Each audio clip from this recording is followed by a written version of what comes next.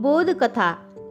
प्राचीन भारतात नागार्जुन नावाचे एक महान रसायन शास्त्रज्ञ होऊन गेले.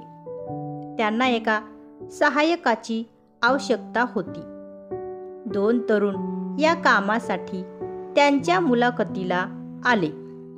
आचार्यांनी दोघात एक पदार्थ दिला व त्यापासून एक विशिष्ट रसायन करून आणायला सांगितलं. 3 दिवसाचा अवधी दिला. दोघे उत्साहाने कामाला लागले. 3 दिवसांनी परत आले. आचार्यांनी विचारले, कामात काही अडचणी तर आल्या नाहीत? पहिला अभिमानाने म्हणाला, आईला ताप होता, वडील पोटदुखींना हैराण झाले होते, भाऊ पडल्यामुळे हाडाला मार लागला होता, पण माझी साधना मी सोडली नाही व हे रसायन करून आणलं आहे.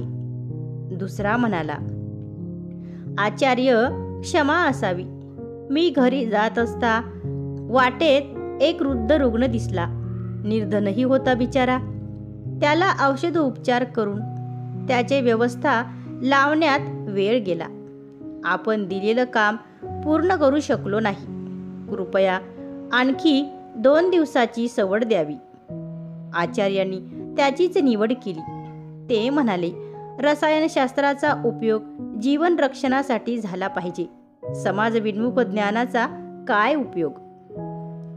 तात्पर्य: ज्ञानाचा शिक्षणाचा उपयोग समाजात झाला तर खऱ्या अर्थाने शिक्षणाचा उपयोग.